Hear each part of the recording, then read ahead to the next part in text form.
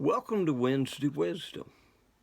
As we continue our thoughts with Solomon, we enter chapter 17, which, once again, has a lot of good information for us. Beginning in verse 1, better is a dry morsel with quietness with it than a house full of feasting with strife. So Solomon is saying to have peace in the home is more important than having great riches or anything else. It is good to have family time. It is good to have family meals. It is good that a family can sit down together and be together and do things together. And we need to, as much as possible, avoid the strife. Verse 3, the refining pot is for silver and the furnace for gold, but the Lord tests the hearts. And He is doing that. He knows what's in your heart. He knows what attitudes you have. He knows what your goals and dreams are. He knows your hurts. He knows all of these things. And so God is knowledgeable. He is in the know. And yes, He does try or test our hearts. No, He doesn't bring temptation. James tells us He does not tempt us, but He wants to find out whether we're true, whether we're loyal, whether we are faithfully His. Well, verse 4, an evildoer listens to wicked lips. A liar pays attention to a destructive tongue. Evil seems to draw evil.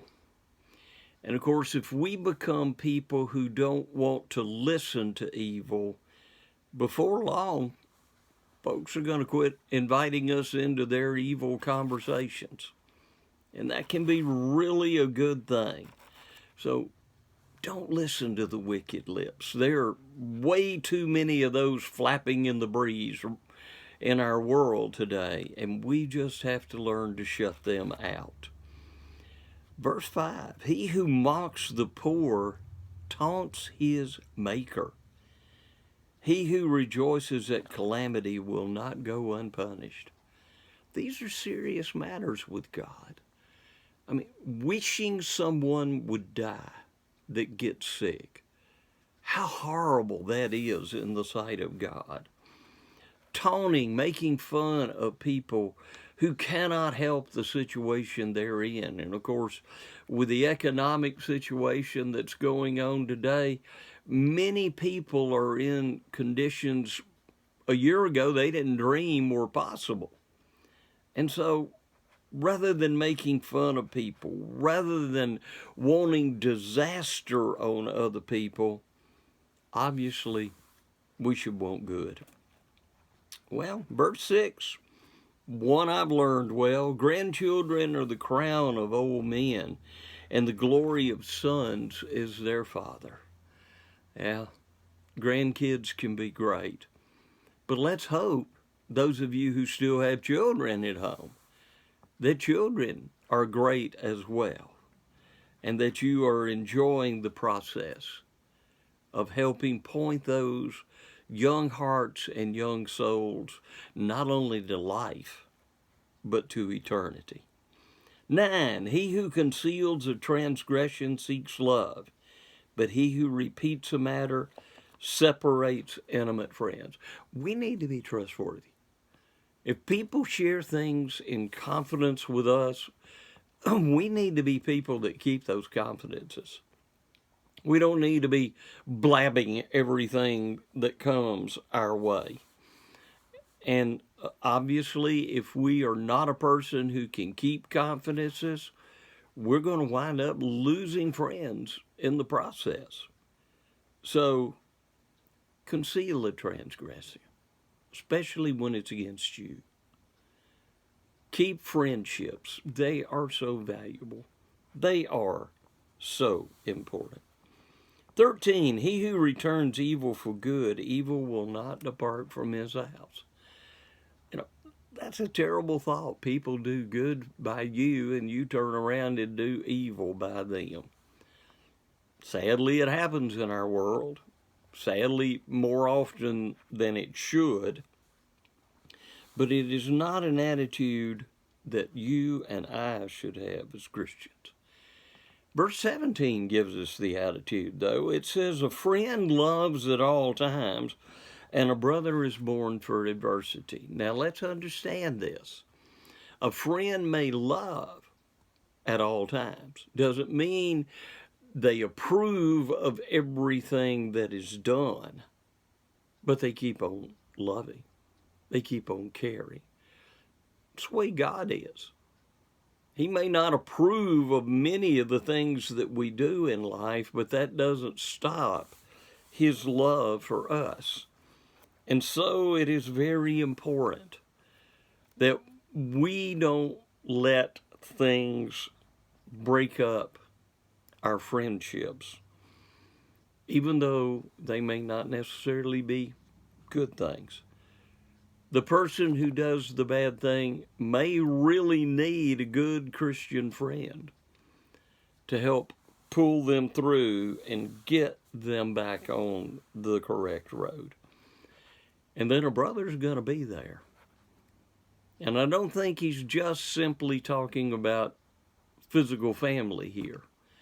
I think he's talking about the fact that when we have close friends, when we care about people, thick, thin, good, bad, whatever it is, we're going to be there. May not always know what to say, may not always know what to do. But you know, you think back, Job's 3 friends did more good for him when they just showed up and sat there and said nothing than they did when they opened their mouths. Sometimes just being there. Sometimes a hug.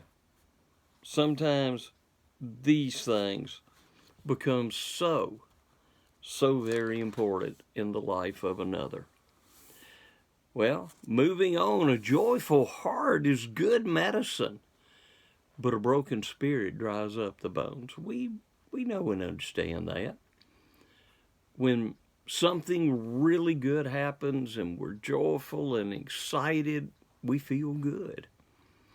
And when we're brokenhearted over whatever it might be, obviously it affects the way we feel and the way we conduct ourselves.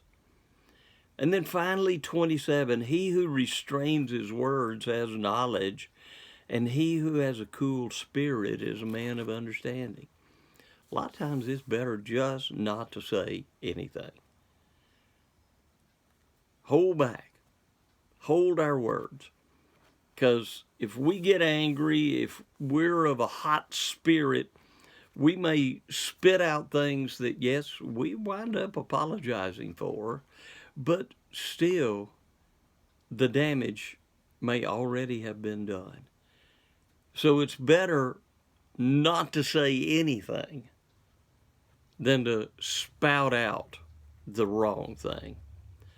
So we learn to curb our tongues. We learn to restrain our tongues. We are cool of spirit. We don't let people stir us up and provoke us.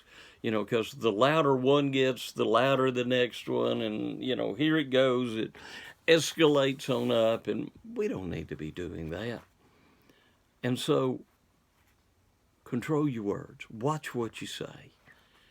And in times like these, wow, that's about as good of advice as we can get. So may God help you be the people He wants you to be.